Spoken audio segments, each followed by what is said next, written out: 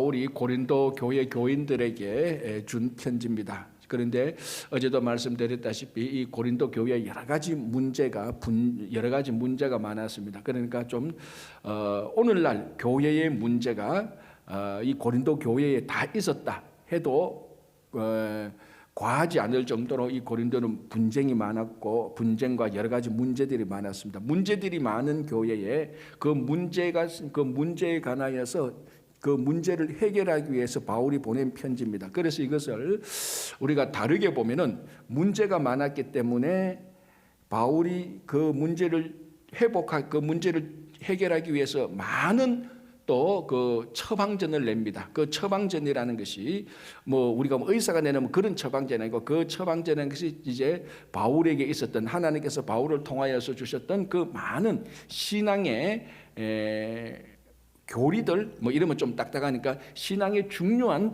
덕목들을 우리들에게 말해주고 있습니다. 그래서 고린도전서를 읽어보면 굉장히 풍성한 신앙의 내용들이 많이 차 있습니다. 그래서 실제로 로마서는 우리가 지금 계속해서 보고 있지만 유대인들과 이방인과 어떻게 이것이 서로 관계를 주고받으며 구원을 얻게 되고 이 구원이 또 이 구원받은 자가 어떻게 살아야 되는가를 말하는 것이 로마서라면 고린도전서는 실제로 교회에서 일어났던 실제로 그러니까 우리가 교회 공동체 생활을 하면서 우리에게 닥쳐져 있는 우리 교회 공동체들에게 닥쳐져 있는 그런 문제에 대해서 얘기하니까 굉장히 이 고린도전서에서 나오는 이 내용들이 오늘날 교회 공동체 생활을 하는 사람들이 꼭 들어야 될 지금은 이런 문제가 없지만 나중에 또 그런 문제들이 생길 때 이런 문제가 생길 때 사도 바울이 고린도전서에서 이런 말을 했다. 그리고 우리가 그런 말을 들음으로 그 문제를 예방하거나 치유하게 되는 그런 내용들이 참 많이 있습니다. 자, 4절 그리스도 예수 안에서 이제 앞으로 우리가 고린도전서, 고린도후서, 데살로니가전서, 갈라디아서 여러 편지를 보는데 바울은 예수 안에서라는 말을 굉장히 많이 씁니다. 우리가 어디에 거해야 되는가? 예수 안에 거해야 되는 겁니다. 이게 뭐하고 같은가 하면 요한복음 10장에서 포도나무와 포도나무 비유에서 너희는 가지가 줄기에 붙어 있으라는 말하고 사실은 같은 겁니다. 그래서 우리가 세상에 살고 있지만은 우리가 거하고 있는 것은 그리스도 안에. 그래서 그리스도 안에 주 안에 있는 자들은 세상에 있는 사람들과 어디에 있느냐에 따라서 구별이 되는 겁니다. 자, 집 안에 있는 사람과 집 밖에 있는 사람들이 금방 구별되지 않습니까? 그러니까 여러분 우리 지금 말하면 사회적인 용인데 프롤레타리아하고 부르주아지 이런 말이 있지 않습니까? 프롤레타리아는 가난한 사람들, 이 부르주아 가면은 귀족들 이런 사람들입니다. 그죠? 근데 이 부르주아라는 말이 원래 부르크에서 나온 겁니다. 성곽 외박. 그러니까 사람들이 성 안에 사람들과 성 밖에 있는 사람들. 성 밖에 있는 사람들은 프롤레타리아 계급들. 천민들, 백서민들이고 성 안에 있는 사람들은 부르크 안에 있다고 해서 부르주아지. 그래서 이 사람들은 귀족이고 부자고 그래서 이제 공산주의가 이 사람들을 쫙 갈라가지고 이 사람들은 나쁜 사람 부자들은 타도 대상 이렇게 이제 세상을 나누었지 않습니까? 그것처럼 안에 있느냐 밖에 있느냐는 금방 구별이 되는 겁니다. 그래서 우리가 그리스도 안에 있을 때 예수 안에 있을 때 우리는 예수 밖에 있는 세상에 있는 사람들하고 구별이 되는 겁니다. 그런데 우리가 실제로 살아가는 거주 영역은 세상하고 똑같습니다. 똑같은 장소에 살고 있지만 우리의 삶의 중심이 우리 그리스도 안에 있는 사람은 그리스도에게 속한 자가 되는 겁니다. 그게 성도고 그게 크리스찬입니다. 그래서 바울은 앞으로도 계속해서 많이 보잖아요. 너희들이 그리스도 안에 거하라. 그리스도 안에서 주 안에서 예수 안에서 이런 말을 굉장히 많이 반복하게 되는 겁니다. 자, 오늘 또 4절에 그리스도 예수 안에서 너희에게 주신 하나님의 은혜로 말미암아 내가 너희를 위하여 항상 하나님께 감사하노라. 자, 제가 가끔 하는 말 중에 부사 이런 단어가 중요하다 그랬죠. 자, 여러분 하나님께 감사하잖아요, 그죠? 우리도 하나님께 감사합니다. 근데 항상 감사합니까? 이제 요 말 하나에 딱 걸리는 거죠. 항상 감사하냐? 우리 다 하나님께 감사해요. 1년에 한 번 감사해도 하나님께 감사하지만 그러나 항상 감사하느냐? 이 항상이라는 단어를 하나 딱 넣어버리면은 우리는 굉장히 도전을 받게 되는 겁니다. 그리고 또 반대로 하나님께서 우리를 돌보아 줍니다. 항상 우리를 돌보아 줍니다. 이 말이 또 엄청나게 우리가 위로를 받죠. 뭐 하나님께서 나를 돌봐주지 뭐. 그런데 항상 돌보는 거하고는 완전히 다르죠. 자, 바울이 뭐라고 말합니까? 하나님께 감사하노라. 어떻게? 항상.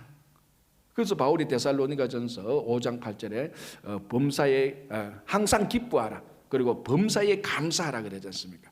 범사에 감사하라. 이게 사실은 항상 어떤 상황에 있든지 항상 그런 의미하고 똑같은 것입니다. 자, 5절 보십시오. 이는 너희가 그 안에서, 또 그 안에서라고 말하죠. 자, 이는 너희가 그 안에서, 예수 그리스도 안에서 모든 일, 곧 모든 언변과 모든 지식의 풍족함으로 그리스도의 증거가 너희 중에 견고하게 되고 너희가 모든 은사에 부족함이 없이. 자, 우리가 저도 지금 지난주하고 오늘 고린도 교회를 얘기하면서 고린도 교회의 특징은 문제가 많은 교회였습니다. 그건 분명합니다. 자, 그래서 우리가 고린도 교회가 문제가 많았다는 것에 너무 거기에만 확 초점을 맞추어 버렸기 때문에 또 맞추어 버렸기 때문에 고린도 교회의 다른 면을 우리가 놓치고 있는 부분이 바로 이 부분입니다. 자, 고린도 교회 교인들은 은사가 굉장히 많았어요. 그러니까 고린도 교회가 아주 형편없는 게다 문제가 많았다. 이제 그것만 볼 것이 아니고 오늘 뭐라고 말합니까? 7절에 너희가 모든 은사에 부족함이 없이. 그리고 5절에 이는 너희가 그 안에서 모든 일 곧 모든 언변과 모든 지식에 풍족하다. 그러니까 고린도 교회 공동체는 언변과 지식에 은사가 있었던 교회입니다. 자, 여기서 언변은 뭐냐면은 헬라어로 말 로고스고 지식은 그노시스입니다. 이 새벽에 헬라어를 말하니까 좀 약간 부담은 되는데 이 로고스와 그노시스는 그 당시 헬라 지역 그리고 유대인들 이런 사람들이 굉장히 중요하게 여기는 가치입니다. 로고스가 말씀 아닙니까? 그노시스는 지식입니다. 말씀과 지식이 합치면 이게 바로 지혜가 되는 겁니다. 그런데 고린도 교회에 그런 은사가 말씀, 로고스와 그노시스, 그러니까 말씀과 지식에 관한 그런 은사가 굉장히 풍족했다고 말합니다. 자, 이거는 그 당시에 교회 공동체가 추구했던 그 어떤 교회 공동체가 어떤 성도들이 가지기를 간절히 원했던 귀한 가치 있는 은사입니다. 그런데 고린도 교회가 거기에 풍족했다는 겁니다. 자, 우리가 고린도 교회에 문제가 많았던 것만 우리가 생각하면서 고린도 교회에 이 교회가 진짜 은사가 풍족했구나라는 그런 지혜가 많았구나라는 그런 우리가 한 단면을 또 알 수 있습니다. 자, 그런데 문제는 그럼에도 불구하고 이 고린도 교회가 그걸 우리가 이제 다르게 거꾸로 보면은 아니 고린도 교회가 그렇게 은사가 많았는데 그렇게 말씀과 그리고 지식 로고스와 그러니까 로고스 그노시스 이런 데 은사가 많았는데 이 교회가 분쟁이 있고 우상에 빠져들고 또 성적인 타락과 부패에 휘몰리게 되는 겁니다. 그러니까 이 고린도 교회 밖에 있는 세상의 문제들이 고린도 교회로 확 들어왔을 때 이 고귀한 은사를 가지고 있었던 사람들이 그 은사를 제대로 잘 활용을 못했다는 것도 우리가 알 수 있는 겁니다. 그러니까 이 은사 한 사람에게 한 공동체에게 은사가 많다고 해서 이게 자동적으로 일이 해결되는 것은 아니더라고요. 그 은사를 잘 활용해야 되는데 그래서 고린도전서 12장 14장 보면은 다른 데보다 사도 바울은 은사에 대해서 얘기하고 있습니다. 그게 바로 고린도 교회이기 때문에 또 그런 것이. 그런데 자, 하나님께서 우리에게 은사를 주신 아주 중요한 목적이 뭔가 하면 그 은사를 가지고 은사는 달란트 능력이죠. 이 달란트 능력을 가지고 교회의 덕을 세우라고 주신 것입니다. 우리들에게 주신 은사를 가지고. 그래서 그 은사 가지고 네 성공하고 출세하고 너 잘 먹는 데 사용하라. 그게 아니고 하나님께서 각자에게 주신 은사를 가지고 주님의 몸된 교회를 잘 세워서 이 교회가 세상에 복음을 전하고 이 교회를 통하여서 이 세상을 하나님의 나라로 만들어 가기 위한 중요한 것으로 하나님께서 우리 각자에게 은사를 주셨습니다. 그래서 이 은사의 가장 중요한 목적은 내가 하나님께 주신 이 은사 가지고 내가 사람들한테 내가 이만큼 능력이 있어 과시하는 게 아니고 내가 다른 사람들과 비교해서 훨씬 더 뛰어난 것을 자랑하는 것이 아니고 교회의 덕을 세우는 겁니다. 자, 예를 들자면은 어떤 분들은 진짜로 여기 오늘 이 고린도 교회처럼 지식의 은사가 있는 분이 있어요. 뭐 그 세상 말로 하면 공부를 잘하는 이런 은사가 있는 게 있죠. 그래서 이 고린도 교회에 이제 좀 이따 보겠지만 아볼로파가 있었습니다. 네 파가 있는데 바울파, 게바파, 아볼로파, 그리스도파 네 파가 있는데 아볼로파는 무슨 파인 줄 압니까? 무슨 파입니까 이게? 이게 성경 공부파예요. 아볼로가 뛰어난 성경 교사거든요.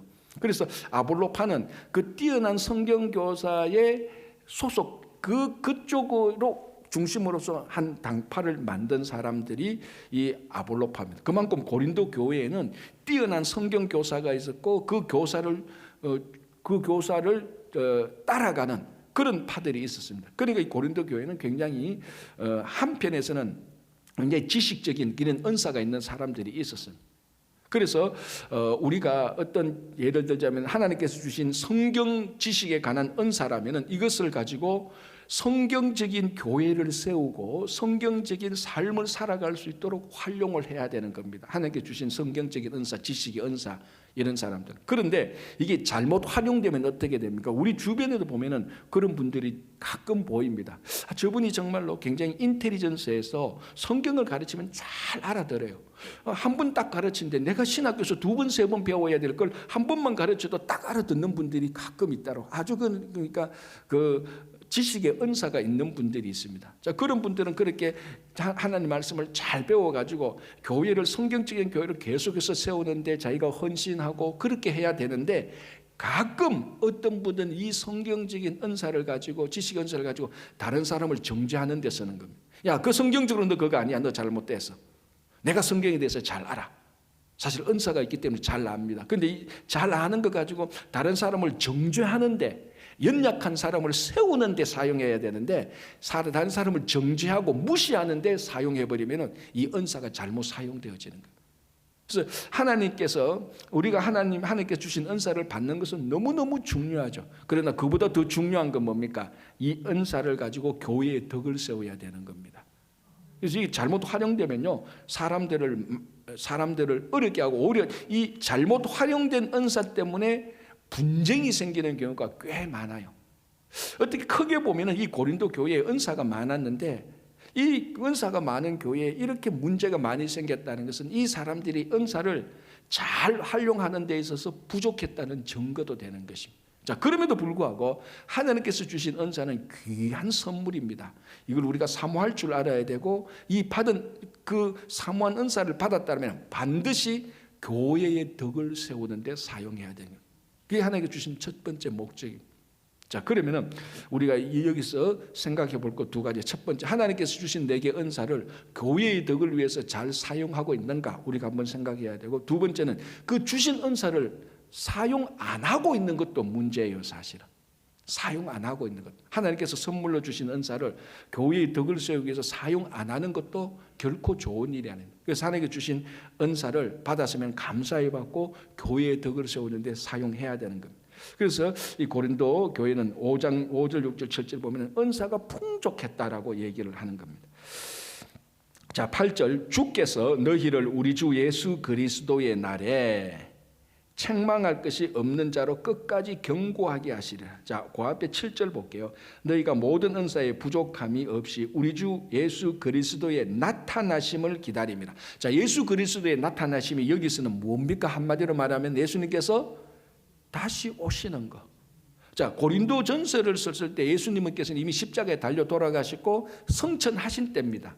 성천하신 예수님께서 다시 나타난다. 언제입니까? 재림하는 날이죠. 자, 그래서 8절에도 주 예수 그리스도의 날에라고 말합니다. 그러니까 이 고린도 전서를 쓸 때 사도 바울은 곧 예수님께서 오실 것이라는 확신에 붙잡혀 있습니다. 그래서 우리가 예수님께서 오시는 날을 준비하자. 그러니까 이게 좀 우리가 늘, 그래서 사도 바울은 종말 신앙으로 살았습니다. 언제든지 예수님께서, 처음에는 사도 바울은 자기 인생에서 자기 사는 날에 예수님께서 오신다고 처음에는 그렇게 생각했어요. 그래서 내가 오늘 죽어도 예수님께서 오시면은, 오늘 예수님께서 오시면은 나는 그 앞에서 떳떳하게, 물론 모든 죄인은 떳떳하지 못하지만 자기 그래도 하나님 앞에서 수고하고 헌신했던 것을 그 앞에 설 수 있도록 늘 그렇게 준비하는 삶을 살았습니다. 물론 나중에는 이제 하나님의 재림에 관한 그 종말에 관한 계획을 알았죠. 이 종말이 연기되는구나. 얼마나 연기되는구는 몰랐지만 처음에는, 그럼에도 불구하고 바울은 처음이나 끝까지 계속 오늘이라도 예수님께서 오시면은 나는 당장 예수님을 맞이하겠다라는 그런 마음으로 사는 겁니다. 오늘날 우리들한테도 제일 필요한 것들 중에 하나죠. 그래서 이것을 우리가 재림신앙 또는 종말신앙이라고 말합니다. 자, 실제로 내일 예수님께서 오신다면 여러분 오늘의 삶은 어제처럼 똑같지 않을 겁니다. 완전히 변화될 겁니다. 자, 내일 예수님께서 오신다는 게 확정됐다면 오늘 어떻게 살아야 됩니까? 여러분 한번 생각해 보십시오. 옛날에 싸웠던 사람하고 화해해야 되고, 그죠? 아니 예수님 와서 그거 다 물을 건데 옛날에 내가 제대로 봉사했던 거 오늘 하루라도 좀 봉사하고, 그런 삶이 확 바뀔 겁니다. 내일 당장 예수님이 온다고 생각합니다. 근데 바울은 매일매일 그렇게 살은 거예요. 내일이 아니고 오늘 당장, 지금 당장 예수님이 온다면 내가 무엇을 해야 될까? 그런 식으로 계속해서 살았던 겁니다.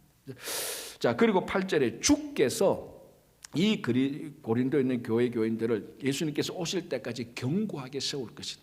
그러니까 고린도 교회 교인들이 자기들이 수고해서 견고하게 쓰는 것이 아니고 그 주인 되는 주체자 되신 주께서 견고하게 세울 것이다 라고 말을 하고 9절에 너희를 불러. 자, 지금 앞에서 어제 말씀드린 것처럼 앞에서 바울은 예수님에게 하나님으로부터 부르심을 받아서 뭐가 되었다? 부르심을 받아서 사도가 되었고, 고린도 교회 교인들은 부르심을 받아서 무엇이 되었다? 성도가 되었죠. 다 바울이 자기가 사도가 될 훈련을 잘 받아서 가마리엘 문화에서 율법을 잘 배워서 그런 자격이 있어 사도가 된 게 아니고, 고린도 교회 교인들이 자기들이 성인이 될 만큼 덕을 쌓고 훈련이 되고 내적 성숙이 있어서 성인이 된 거 아닙니다.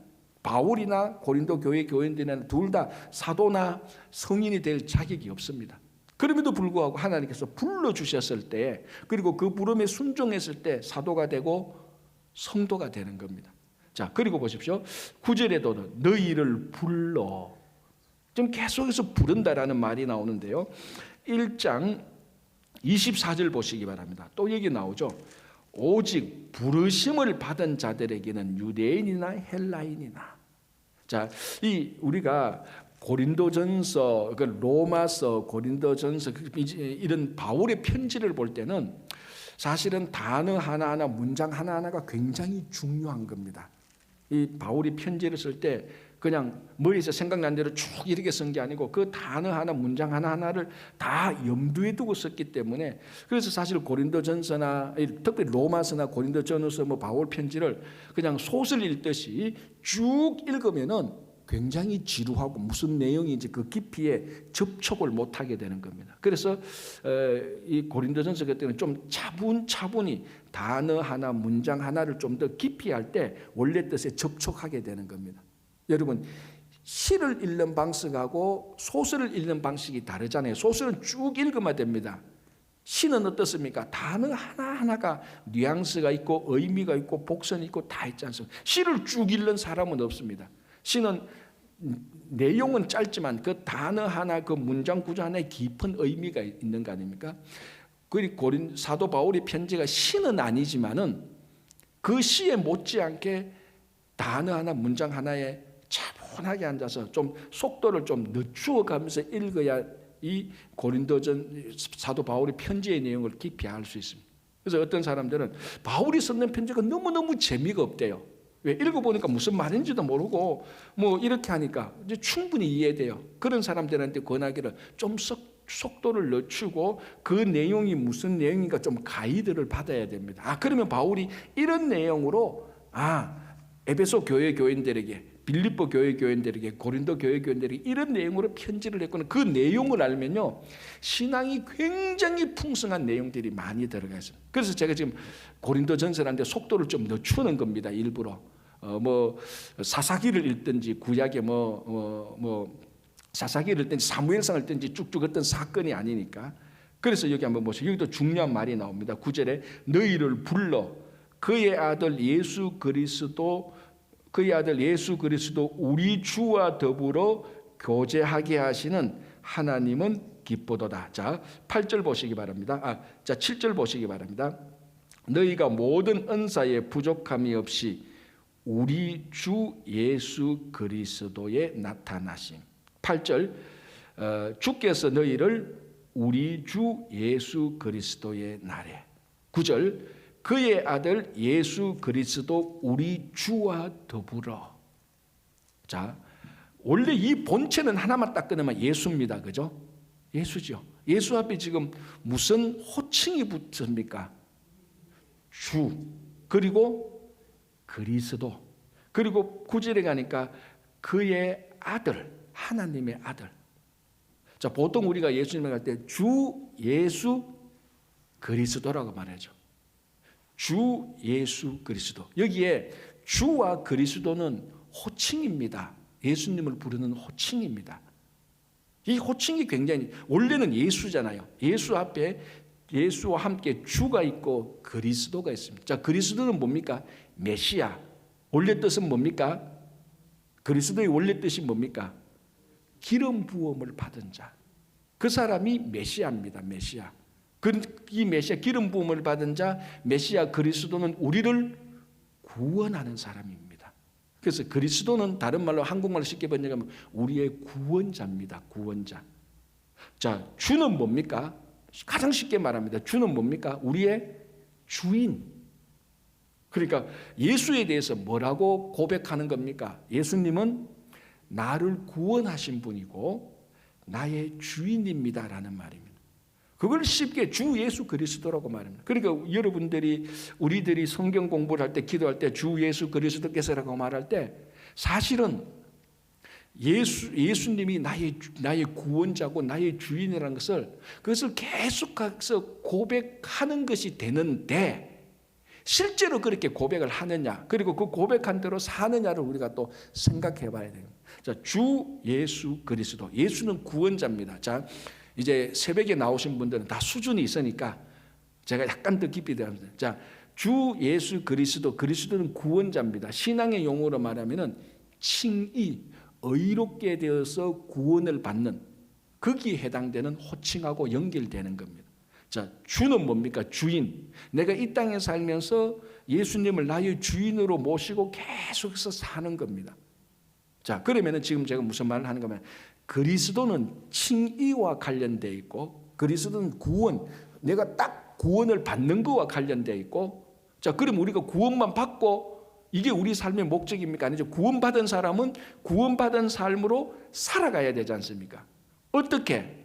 예수를 주인으로 모시고, 그리고 그래서 주라는 말은 내 평생 살아가는 동안에 예수님이 나의 주인이 되는 삶을 고백하는 것이고, 그리스도란 말은 내가, 예수님께서 나를 영원한 사망으로부터, 어둠으로부터, 율법으로부터 구원해 줬다라는 것을 고백하는 것. 그래서 주와 그리스도, 예수가 본체인데 주와 그리스도라고 할 때, 그리스도는 나를 구원하신 칭의, 구원받은 것. 주는 내가 앞으로 계속해서 주님을 모시고 살아가는 그 참된 삶, 성화를 말하겠네. 주 예수 그리스도. 우리는 별 뜻 없이 그냥 주 예수 그리스도, 주 예수 그리스도인데, 이 예수 그리스도 앞에 붙은 주님과 그리스도란 말은 우리의 신앙 전체를 다 고백하는 것이 다 요 호칭 안에 다 들어가 있는 겁니다. 그래서 오늘도 보니까 주 예수 그리스도. 그래서 여러분들이 기도할 때나 묵상할 때 주 예수 그리스도를 할 때, 정말 주님이 나를 구원했는가? 내가 예수님으로부터 구원받는, 그럼 예수님이 나의 구원자인데 나는 구원자에게 도대체 무엇을 하고 있는가? 자, 여러분들이 어떤 사람이 여러분들의 목숨을 진짜 구했다면 여러분 가만히 있습니까? 그 사람에게 당신이 고마워, 당신이 나를 구원해 줬네, 땡큐, 이렇게 갈 건 아니잖아요. 평생 기억합니다. 그 사람이 우리를 구원해 줬어. 자, 살아가다가 너무너무 경제적으로 어려워서 어떤 사람한테 10,000불, 20,000불을 그저 얻어서 평생 기억하잖아요, 우리가. 그죠? 기억 안 합니까, 여러분? 한 100,000불 받아야 기억합니까? 저는요, 1,000불만 줘도 평생 기억해요. 한번 해보세요, 여러분. 제가 기억하는지 안 하는지. 저는 평생 기억해요. 그때 어려울 때 정말 그분이 1,000불을 나한테 도와줘서 내가 너무 고마워. 그런데 나를 구원해 줬어. 평생 그분에 대한 감사와, 그분이 그분에 대한 감사와 그분에 대한 감사의 행위를 우리가 할 거 아닙니까? 근데 예수님께서 우리를 구원해 주셨어요. 그런데 우리의 삶은 예수님으로부터 구원받은 삶의 모습이 나타나는가? 거기에 대한 감격이 있는가? 그걸 우리가 오늘 이 호칭을 말하면서 우리에게 늘 생각해 봐야 돼요. 그리고 또 하나, 정말 예수님이 나의 주인인가? 자, 지금 물질 시대와 과학 시대, 기술 시대 계속해서 가게 됩니다. 전 인류는 예수가 자기의 주인이 아니고 물질이 주인이고 권력이 주인이고 첨단 과학 기술 문명이 주인이고 요즘 요즘 어린애들은 뭐가 주인입니까? 셀폰 요게 주인입니다. 저도 가져왔습니다. 요게 주인이에요. 요거 없으면 아무것도 못하는 시대가 되어버렸어요. 그러니 주일학교 애들한테 이거 빼앗아 버리면요 자기 주인을 빼앗긴 것 같아요. 꼼짝을 못해요. 그러면 우리는 이 시대에 우리의 주인은 누군가? 여전히 예수님이 내 인생의 주인이다.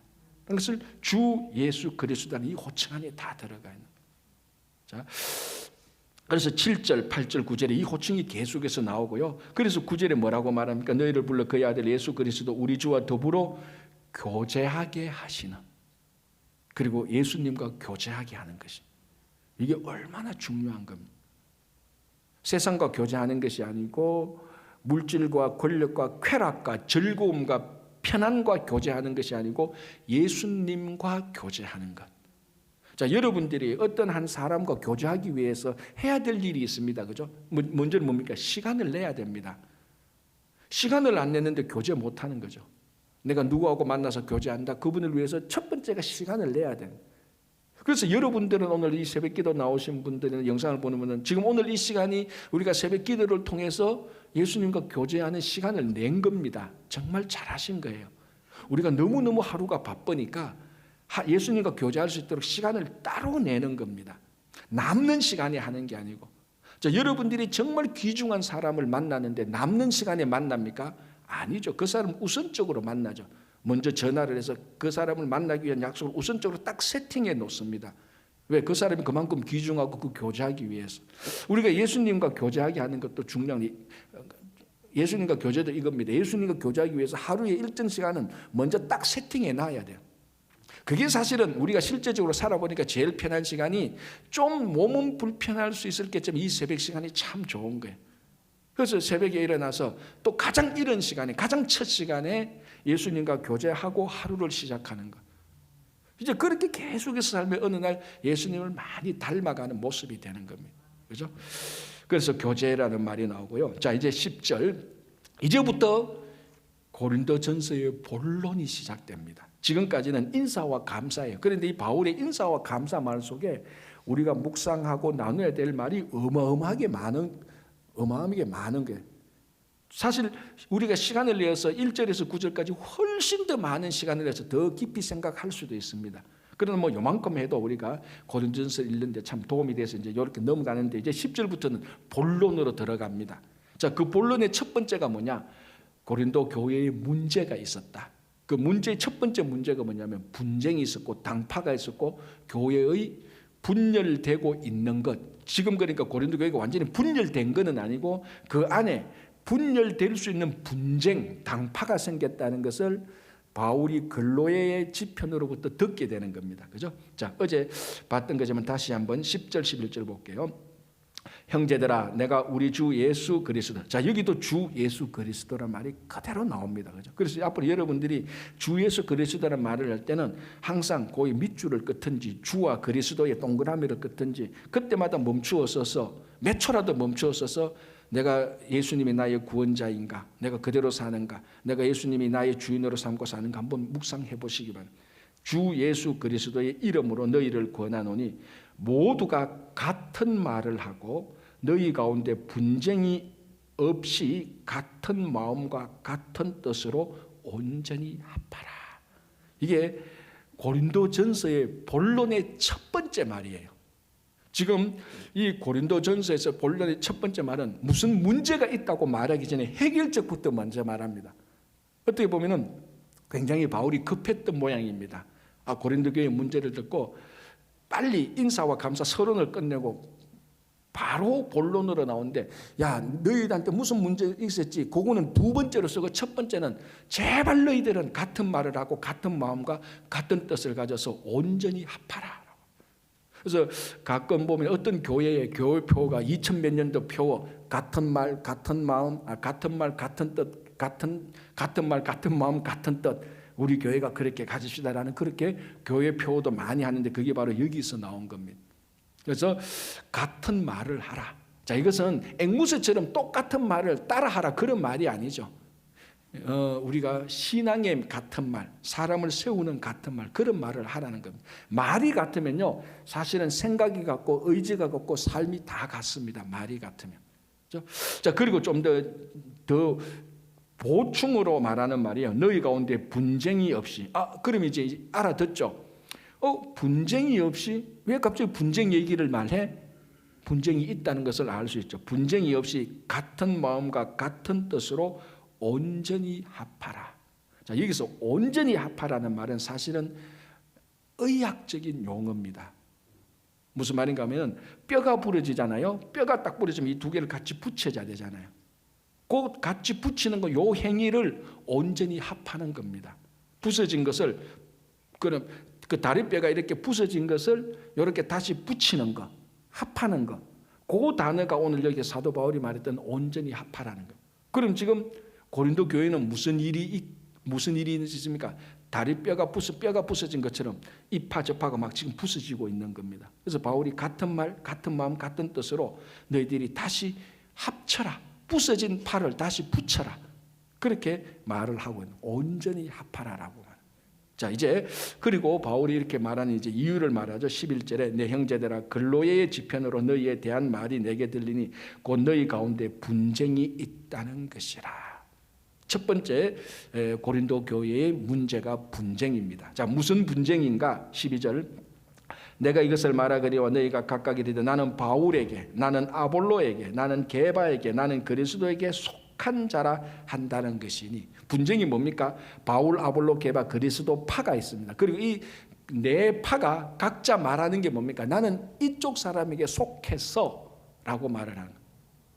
그러니까 바울파는 나는 바울에게 속한 사람이야. 게바파는, 자, 게바가 뭐죠? 베드로 아닙니까? 그죠? 나는 베드로에게 속한 사람이야.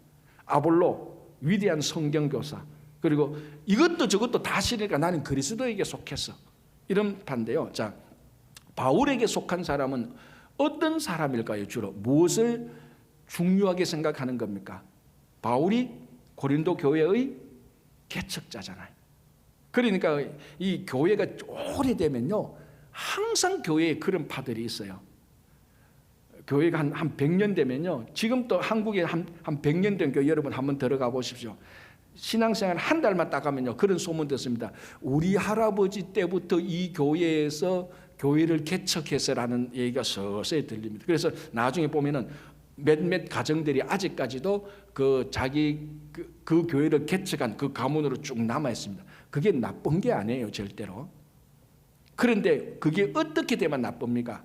그러니까 우리는 교회 개척파라고 해서 그 자손들 후손들이 딱 파를 형성하면 이제 그거는 아주 중요한 골칫덩어리예요.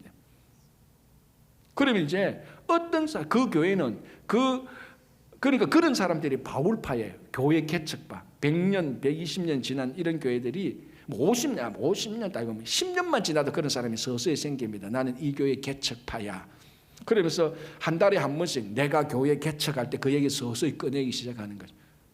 교회 개척할 때 같이 도우신 분은 너무너무 귀중한 분이에요. 그런데 그것이 자기 자랑이 되고 한 팔을 형성하게 될 때 그 교회는요, 결코 부흥도 없고 활력이 떨어지게 되는, 그 사람들이 바울파예요. 그리고 게바파는 뭐냐? 게바는 권위잖아요. 교회의 권위, 전통. 그 예수님께서 바울에게 교회 열쇠를 준 것처럼. 그래서 교회에 가면은 항상 교회의 전통을 주장하는 사람들. 우리 교회는 이렇게 해왔습니다. 절대로 이거 바꿀 수 없습니다. 이 교회는 이렇게 전통파. 이 건드리지 못해. 피아노는 반드시 여기에서 1cm도 물러가면 안 됩니다. 우리의 전통입니다. 이렇게 나오는 파들이 게바파예요. 자, 그럼 아볼로파는 뭡니까? 성경 지식파. 아볼로가 위대한 성경에서 성경을 많이 배워서 지식을 가지고 있는 사람. 좀 그러면 좀 지적인 사람일 수 있겠죠. 자, 그리고 또 한 사람은 누굽니까? 그리스도파. 굉장히 좋아 보이죠? 좋아 보이지만 이 사람도 큰 문제입니다. 예수 그리스도파는 뭐 교회 전통을 주장하고 계측을 주장하고 성경 지식을 주장하고 나 그거 다 싫어. 우리는 그리스도파야. 이렇게 되면 문제입니다. 예수님을 한 당파로 이용하는 당파의 보스로 만들어버리는 거예요. 진짜 그리스도파는 어떻게 됩니까?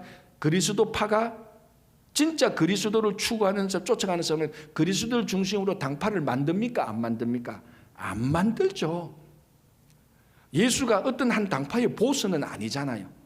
그런데 이 사람들은 이것도 싫고 저것도 싫고 우리는 다 그리스도에게 속한 사람이야. 그거는 참 좋은 거예요. 그러면서도 그리스도에게 속한 사람이라고 해서 자기들은 또 그리스도파라고 한 파를 만들어버려요. 이것도 큰 문제가 돼요. 그래서 이 네 파가 막 분쟁이 생기는 겁니다. 그래서 바울이 이제 거기에 대한 회복책, 치유책을 말합니다. 그게 13절. 그리스도께서 어찌 나뉘었느냐. 자, 교회는 그리스도의 몸입니다. 교회가 나뉘어졌다는 것은 그리스도의 몸이 나뉘어졌다는 겁니다. 예수의 몸이 어떻게 나뉘어요? 예수는 한 분이고 한 분은 한 몸을 가지고 있다. 그 한 몸이 고린도 교회인데 여기서 막 분쟁이 나누어지면 그리스도의 몸을 너희들이 나누려고 하느냐? 그런 의미가 들어요. 그리스도가 한 분이듯이 교회도 하나여야 되는 것입니다. 그래서 원칙적으로 말하면 전 세계에 있는 모든 교회는요, 사실은 하나의 교회여야 됩니다. 그게 동방정교회든 뭐 구교든 신교든 모든 것이 하나의 교회라는 것이 가장 중요한 교회의 원칙입니다. 물론 그렇다고 해서 우리가 교회를 다 합치자 그런 건 아닙니다. 각각 로컬에 있는 각 지역에 있는 교회지만 그 교회의 원칙은 전부 다 하나된 교회의 생각을 또 가지고 있어야 될 필요가 있습니다. 그래서요, A교회 성도들은 B교회를 막 험담하면 안 돼요. 결국 그게 뭘 험담하는 겁니까? 크게 보면은 교회를 험담하게 되고 사실 A교회 자체에게도 험담이 되는 겁니다. 그렇죠? 그래서 바울이 지금 여기서 그리스도가 어떻게 나뉘어지냐, 그리스도의 몸이 하듯이 교회는 하다다. 그래서 분쟁이 없어야 된다는 것이 원칙적인 말을 하고 있는 것입니다. 자, 그리고 난 다음에 세례 문제를 얘기하고 있습니다. 자, 이것은 내일 우리가 같이 보겠습니다. 굉장히 여기 중요한 의미가 있으니까요. 자, 그래서 우리가 다시 한번 고린도전서 우리 1장을 보면서 좀 슬로우하게 가면서 다시 한번 오늘 우리가 주 예수 그리스도라고 여러분들이 말을 할 때 예수님을 주님으로 모시고 살고 주님께서 우리를 구원하신, 그리고 우리 모두가 다 같은 말, 같은 뜻, 같은 마음을 가지는 교회와 성도가 되기를 바랍니다. 기도하겠습니다. 하나님 아버지 감사합니다. 고린도 교회에 보낸 편지를 보면서 이 편지가 오늘날 우리 친구 교회에게 보낸 편지로 받아들이고 이런 문제가 있든 없든 그 문제에 대한 회복의 편지를 보면서 우리 신앙을 되돌아보고 교회를 늘 되돌아볼 수 있도록 도와주시옵소서. 주님, 오늘 하루도 우리 주님의 손에 의탁합니다. 우리를 다 붙들어 주시고 세워주시고, 특별히 돌아오는 주일 추수감사주일입니다. 모든 성도님들의 가정마다, 일터마다, 각자 개인마다 감사가 풍성히 넘치게 하여 주시옵소서. 또 친구 초청잔치를 하게 됩니다. 우리 주변에 교회를 떠나고 예수님을 믿지 않은 많은 사람들을 다시 초청하여서 그 모든 사람들이 예수님의 진정한 친구가 되고 구원받을 수 있도록 인도해 주시옵소서. 우리 가운데 몸이 연약한 이창근 집사님이야 여러 환우들을 오늘 이 시간에도 하나님께서 고쳐주시고 치유하여 주실 것을 믿습니다. 우리 자녀들, 교회 어르신들, 우리 가정, 그리고 교회 일터 다 하나님께서 지켜주실 것을 믿으며 예수님 이름으로 기도합니다. 아멘. 자, 이렇게 기도하시고 돌아가시기 바랍니다.